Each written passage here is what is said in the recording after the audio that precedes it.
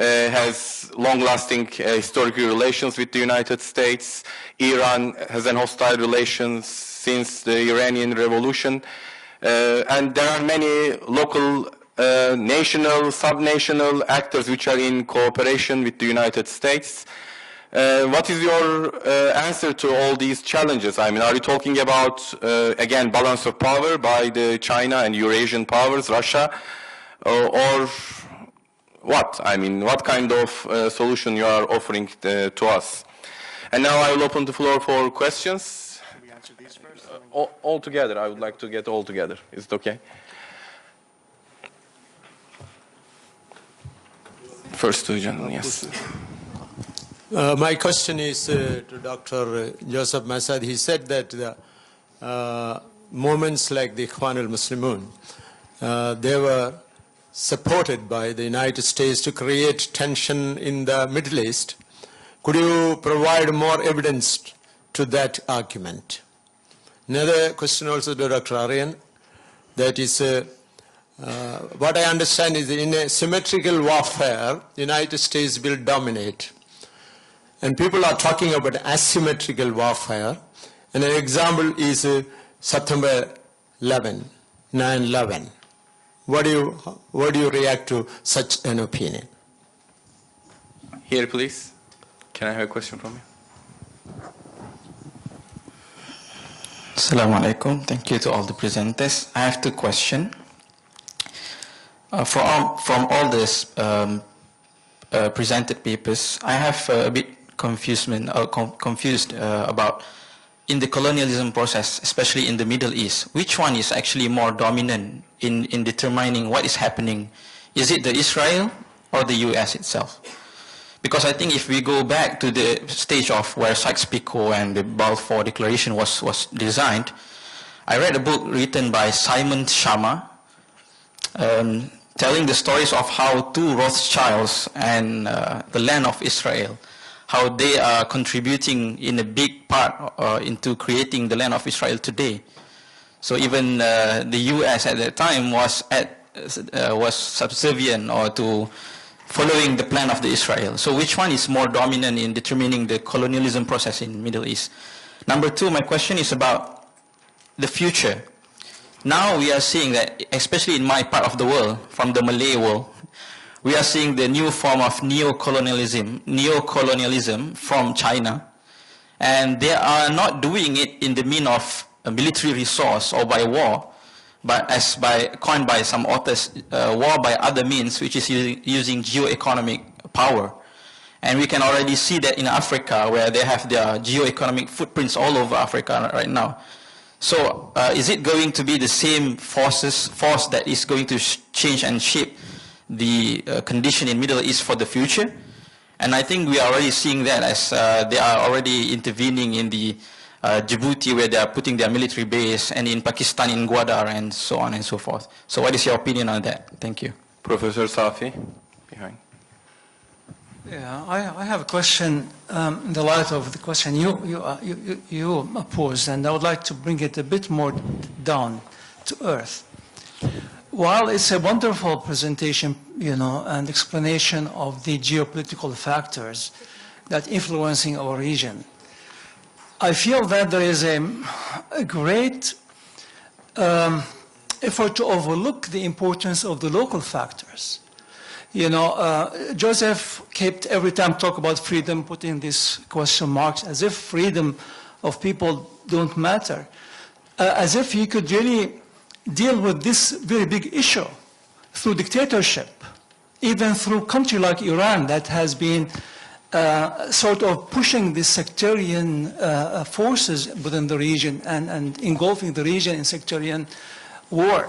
So no, those things are matter. The Rabi al-Arabi matters. It's not just a play. Yes, I understand that the Americans and the Israelis have played their hands to try to defeat the Rabi al-Arabi and not to instigate it. I don't accept that. I know, because I have been from within at least the Syrian movement. The Americans from day one, they didn't want to see this revolution, this call for change of dictatorship. And so I fear that really if we keep talking this way, I know maybe you are, international political scientist, so you don't care about culture and social forces and their importance for change. But even you're taking a very,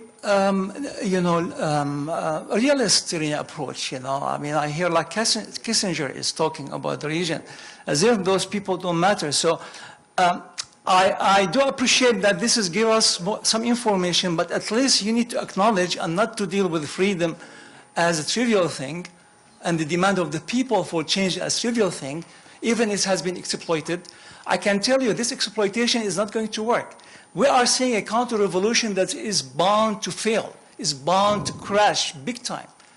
And so at least if you don't want to really take those elements into context, don't sort of make them look like, don't belittle them as if they are not important, the search, the struggle for freedom. Thank you. Our friend there.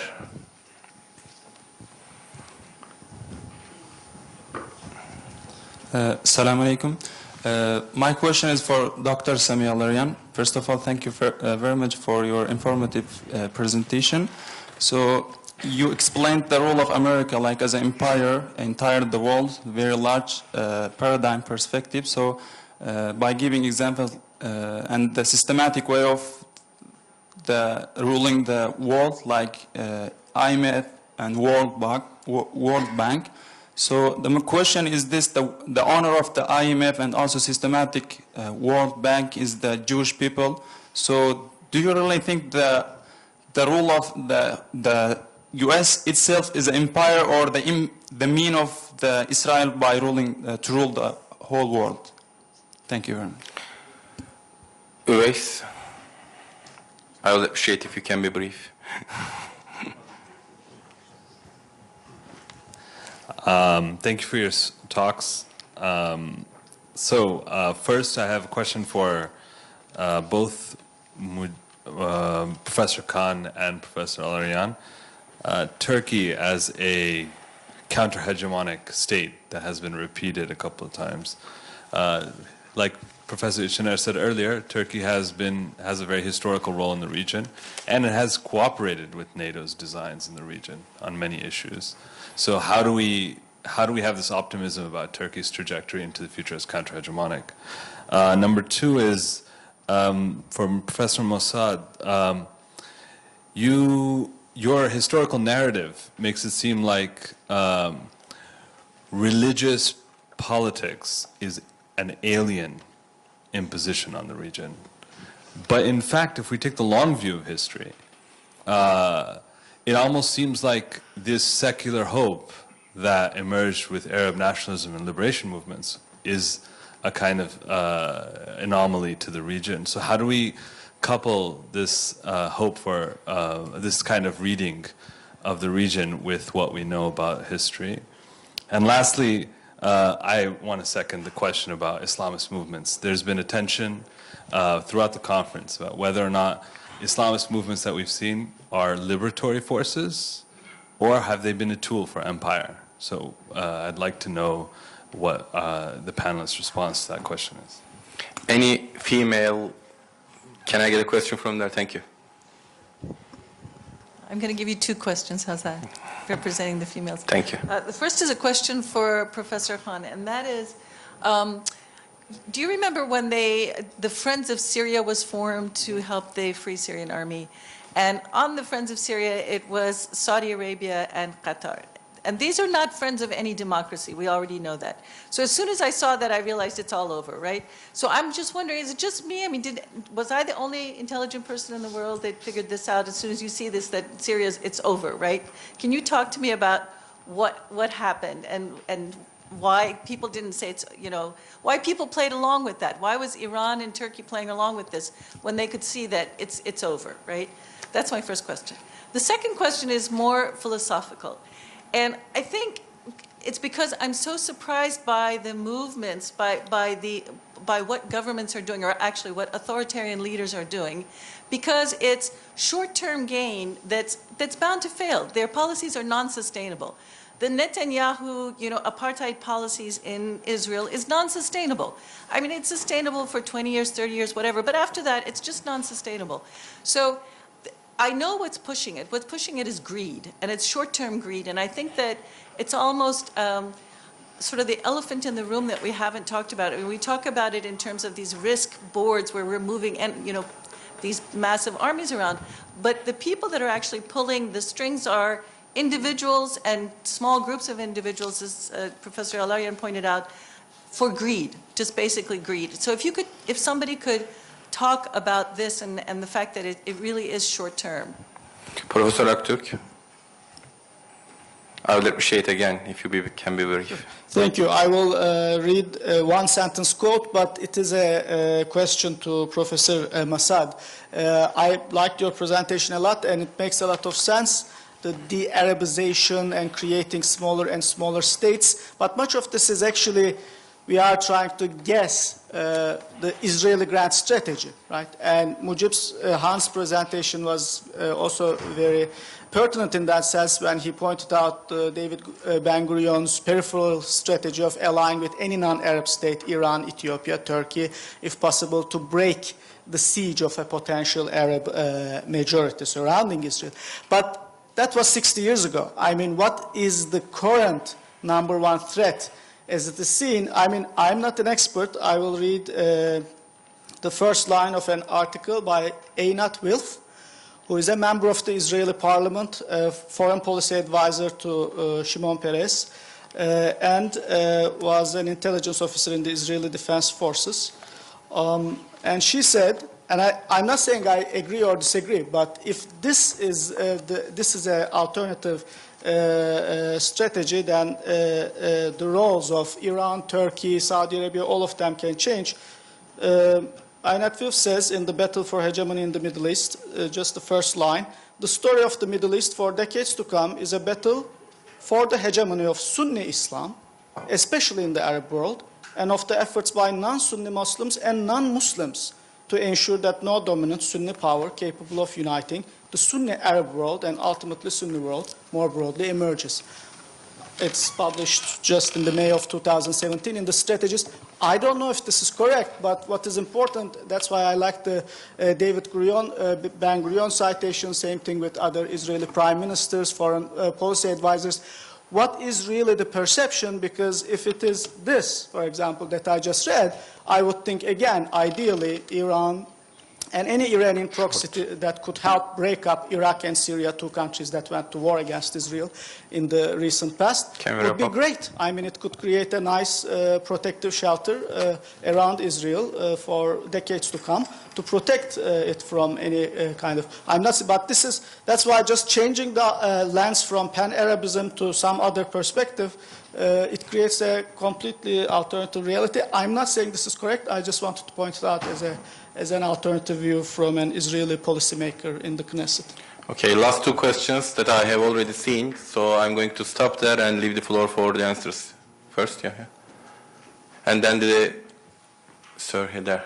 Here, first one. Can you bring the microphone there too, so we don't waste time for the second question? Assalamu alaikum. My question goes to Mr. Massad. Now, how do you like to comment about on the declaration of Jewish state and how it will affect the near future of the Middle East? Please be very brief. Thank you. Thank you. My question is for Professor Al-Arian. So you talked about this, how Muslims should respond to this American hegemony. You talked about vision, unity, will, action, and this political unity and autonomy. But what we have been observing of late, that there has been the division, this ideological, political, social, economic, even theological, that is going deeper and deeper. I think there are three major classes, at the mass level, intellectual class, and the political class. Unless and until political ruling class shows any kind of inclination to do away with all this division, I think we are helpless. So all this can be reduced to this doing what we have been observing is this misdeed that is coming from the political elite class, and they don't want to go with this division. Then how we can initiate these kind of responses and this kind of solution that you have just suggested in your presentation? Thank you. Thank you. Each one of you have 7 minutes, so we can go the same order. You can begin. Thank you. Okay.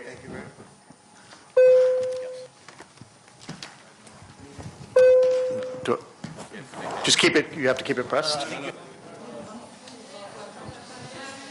Time question? Question time? Oh, okay. Thank you. The first question from the moderator, thank you. It's an excellent question of why there is no cooperation between states in the region in spite of a great deal of historic, cultural, religious commonalities. It's precisely because of those commonalities that there's not cooperation.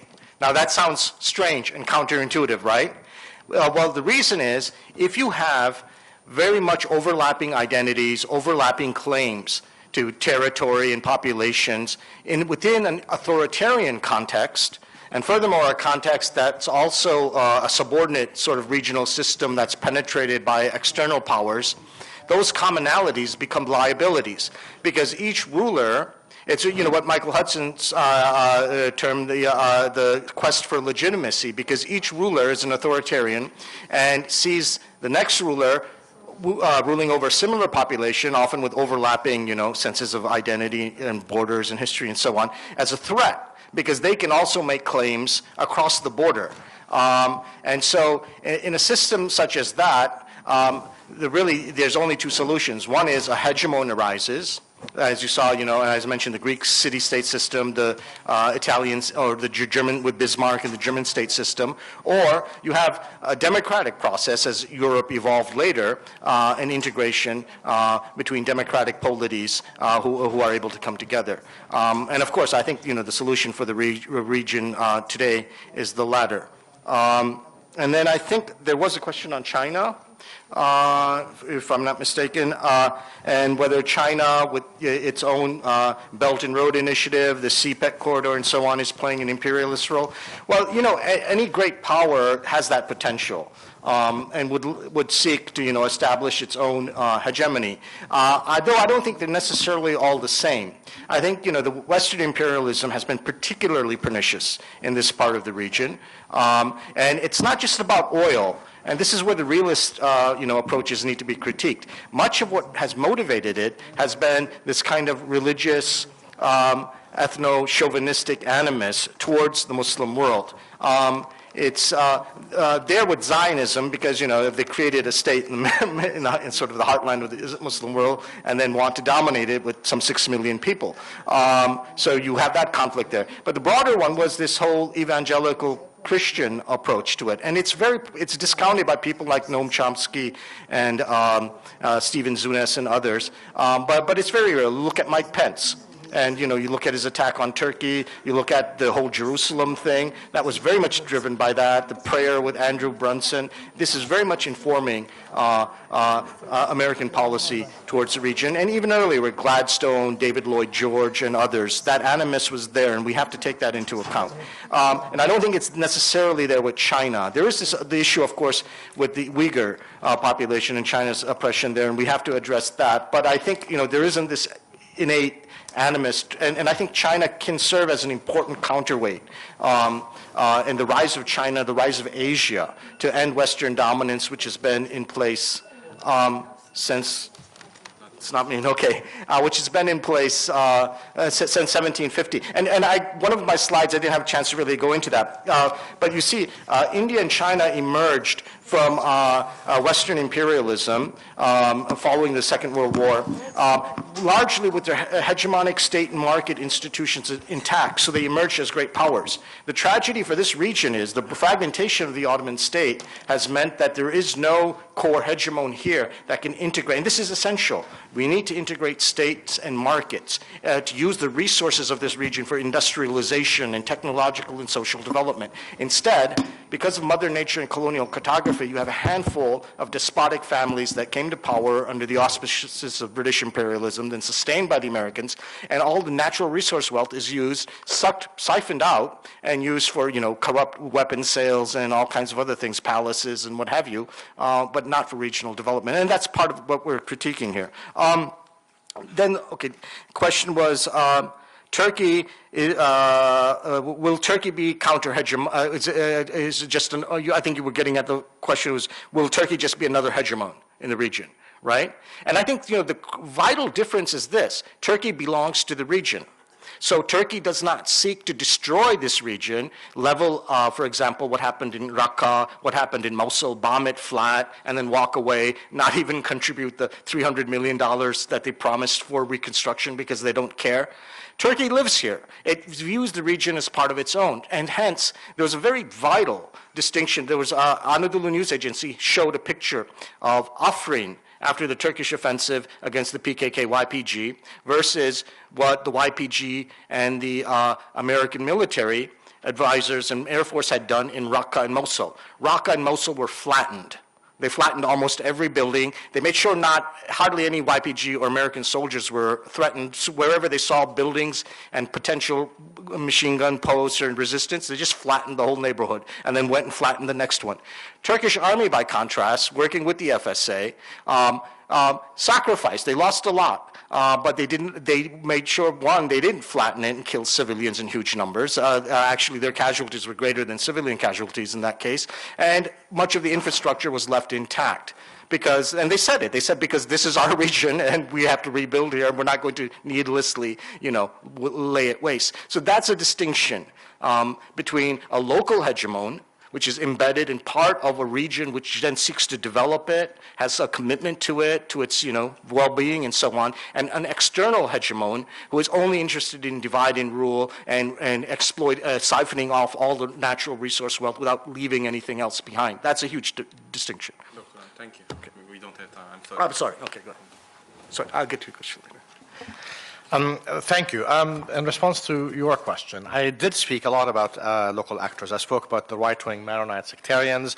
I spoke about Arab nationalists who insisted also on a kind of anti-Ottoman nationalism. I spoke about Salafist sectarianism. I spoke about the Coptic response, Egyptian liberals and their being influenced by Egyptology for the development of their own identity, sectarian Sunni Muslim Syrians in the war, Saudi Arabia's role. All of these are local actors. So, of course, colonialism and imperialism only work with local collaborators. This is what makes them possible. There is no colonialism without local collaborators. And whether they're complicit as collaborators with imperialism or complicit epistemologically with the identitarian project, so then they need not be pro-imperialist in terms of imperialism taking over the country, but they can have an epistemological complicity with the project of imperialism. The question on the Muslim Brotherhood in the 1950s. There's a lot of literature on this, perhaps. I mean, Saeed Ramadan was the poster boy, of course, of the MB at the time, and, you know, he was backed by the Jordanian and the Saudi regime at the time, invited to the U.S.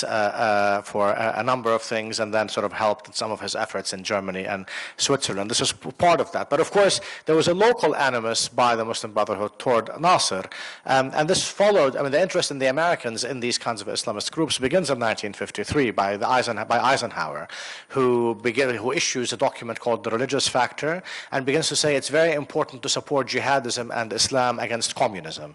Right? So they begin to sponsor these things and they begin to co-opt or create right-wing Islamist groups for that purpose.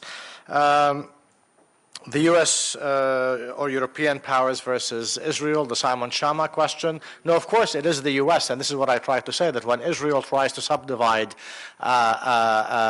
Jews in their European identities and create them as a nation, there's a precedent to this, which is the Crémieux Decree in Algeria in 1870, by separating Jews from Muslim Algerians, when in fact Algerian Jews had been part of the resistance with Emir Abdel Qadir in the 1830s and 1840s. Now they're rendered colon in their status, and therefore they're taken out of the Algerian situation.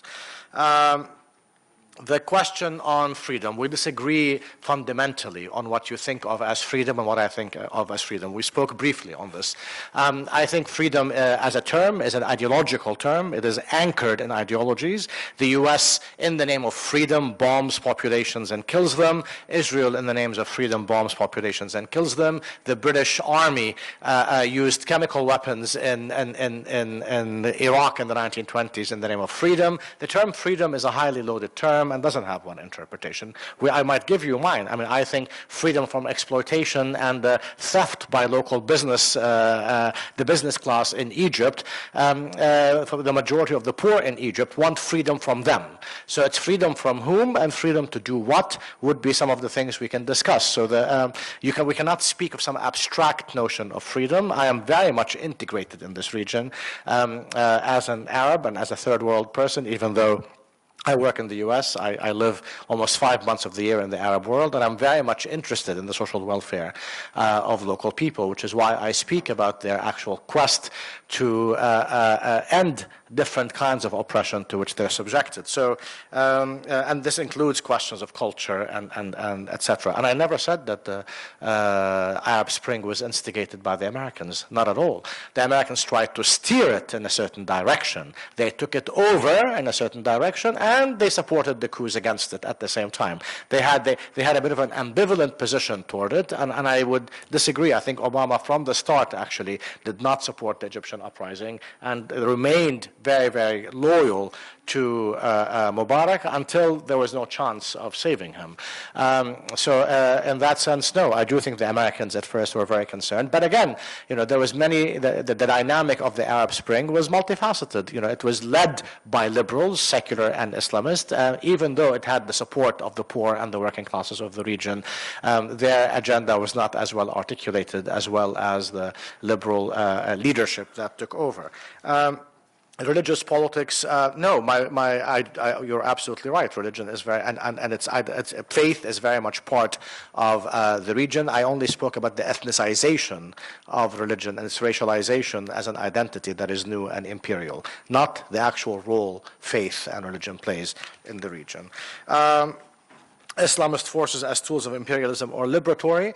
Many right-wing Islamist forces have been tools of imperialism, even if they saw themselves as liberatory. There are many Islamist trends and currents in the Muslim world that are liberatory, that are not supported, and as a result have not been hegemonic and have not made as much of a political impact, just like their secular partners. Today, most of the secular political groups and movements in the region are right-wing, just like the Islamist ones. So it's not like, so when secular anti-Islamists begin to say, but the Islamist forces as right-wing, I remind them that most of the secular movements also are right-wing. It is part of what is hegemonic.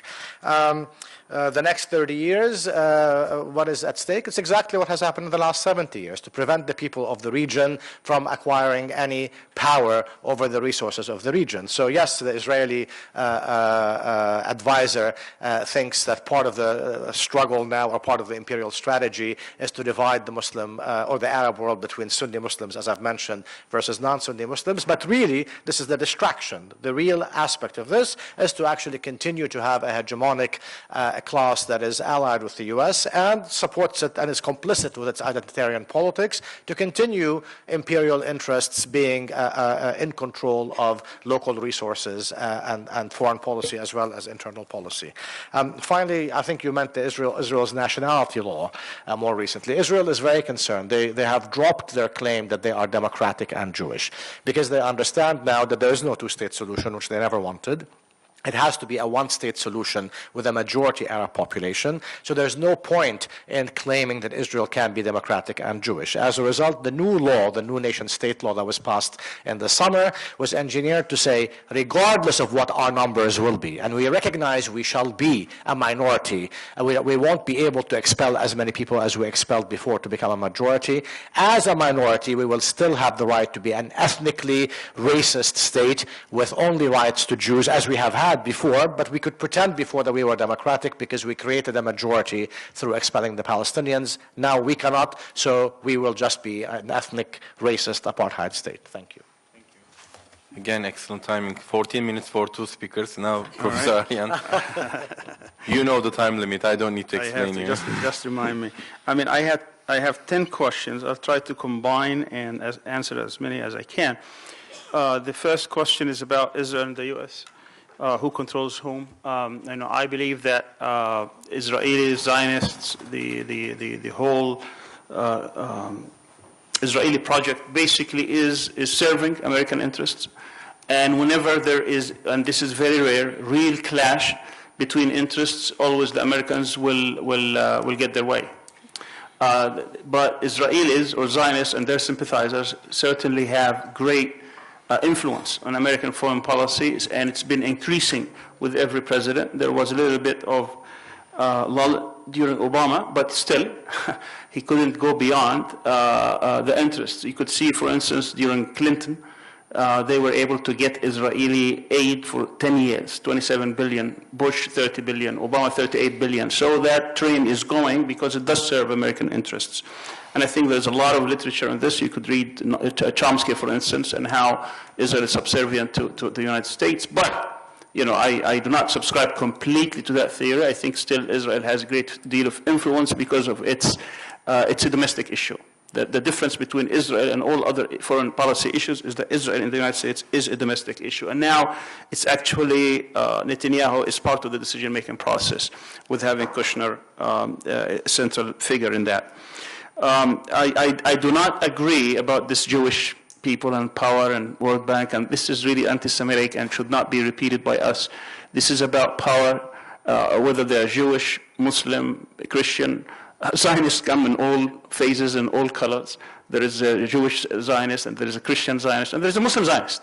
And we have them now all over the place, and they declare themselves. So I wouldn't go and describe any of that, and I think we should refrain from putting that label to that. The local factors versus global factors, I believe that local factors, and I agree with you, the importance of democracy, the freedom, self-determination, all these concepts. But I can tell you that we will never gain this unless we defeat the bigger enemy. Because that bigger enemy, that foreign enemy, is the one who is instigating and making this very difficult. And I think the Arab Spring is one of the best examples of that. United States never wanted the Syrian people to be liberated. I've seen someone from decision makers, and I had a conversation for about a couple of hours with them, and it was clear to me, this is very early, 2013, before even the interference of foreign powers, that they are going to give the rebels, what they called rebels at the time, enough weapon to fight, but not enough to win. Because I said, why? Because they wanted to have attrition. You know, they wanted to really, this is the basic, the most basic policy. You know, when you have these two forces that they hate, the best thing is keep them fighting, keep them fighting, keep them fighting. This is the attrition that they want. And to them, you know, Iran was great that they interfered because they can weaken Iran, Hezbollah, and others. That's how they look at these fights. And I think we fell into that trap. I believe that the arming of the Syrian people was the biggest mistake. But anyway, that's water under the bridge. At the end of the day, we have to think about the larger issues. You know, I agree. I mean, if we can get it, fine. But look at what happened in Egypt, what happened in Yemen, what happened in Libya, what happened even Tunisia. It's still a failed experiment. I mean, we have some little success that they haven't been removed totally and they're not in jail, but that's about it. We have to think in different terms, and I'm not shortchanging the sacrifices or belittling the sacrifices that have taken place, and I think that's a different story. But we need to disentangle, you know, our understanding from what needs to be done at the local level versus what needs to be. We need to unite, because if we defeat the bigger enemy, a lot of things would be open to us. And I can give many examples that I don't have time to go. You know, I disagree slightly with what's been said about the role of Islamic groups and how the United States and other foreign power, you know, they use them. Yes, they use them because sometimes there is convergence of interest. I saw that during Afghanistan, and I was telling people, why do you go to Afghanistan? Afghanis don't need Arabs. You know, why don't you go to Palestine? Well, this is what was the whole project that was directed, obviously, and misused. But a lot of these people were sincere, that they wanted to confront that.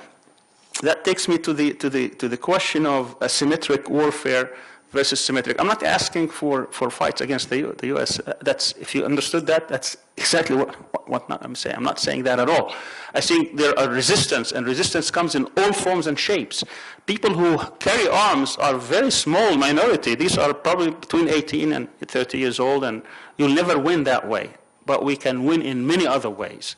And I do not have time because this was the essence of Erhan's question, what do we do? And I wish we had time. We really need a whole conference to talk about it. I just put some basically outlines. You know, we need unity. So we need not think in sectarian term. We need not think of ethnic term. We need to think, you know, broadly that we are the people of this area. We need to unite and overcome our differences as much as we can.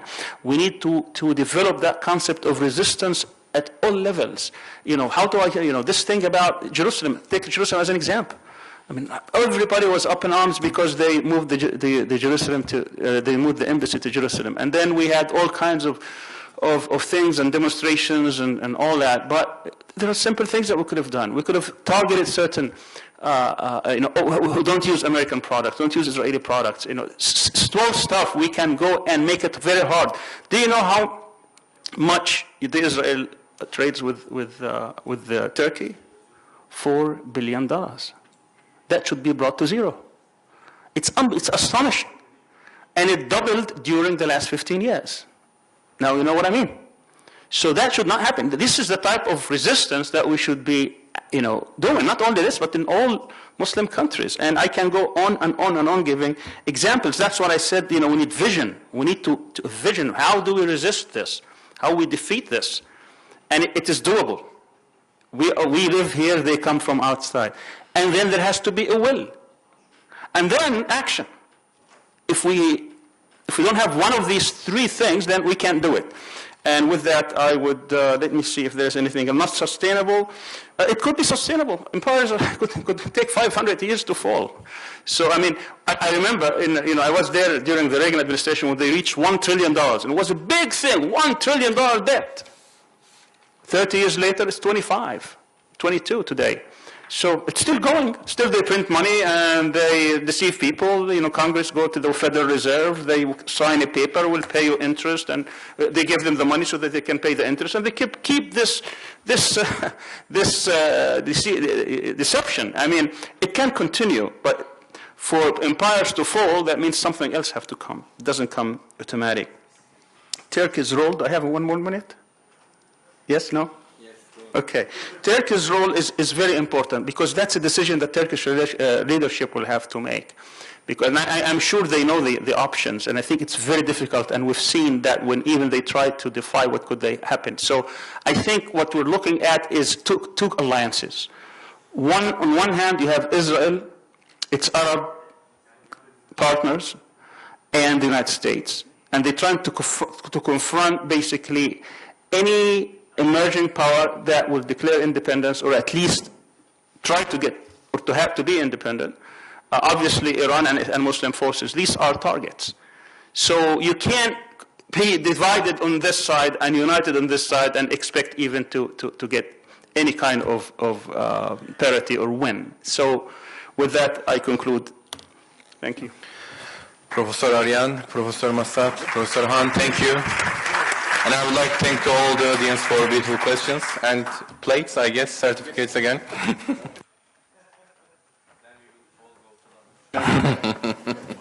Thank you so much, Erhan, for really moderating this session in a way that was very engaging. So our last thing here is we're going to give our speakers here the certificates and the plates. Then we'll break for lunch. When we come back, which will be at 3:10, we're going to have, I hope, very stimulating discussion. It's going to be free and open discussion to most of our speakers. And we will engage in about 2 panels. So it will be 6 or so on each one, about hour and quarter for each. So I hope you'll come back and be engaged and be part of this. So the first, Dr. Mujeeb Khan.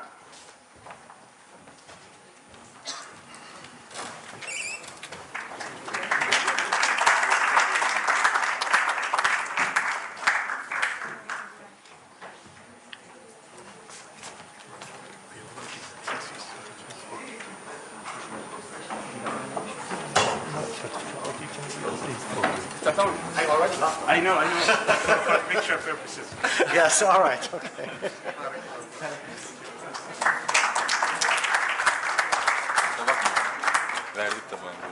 Erhan? Thank you.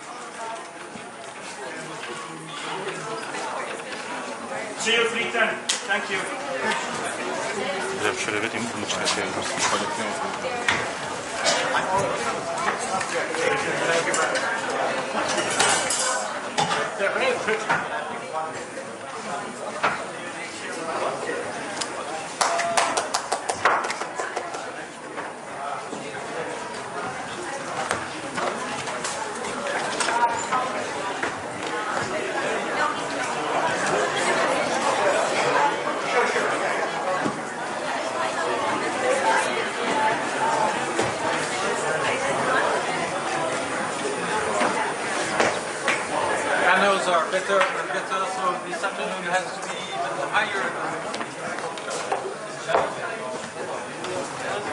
Serkan.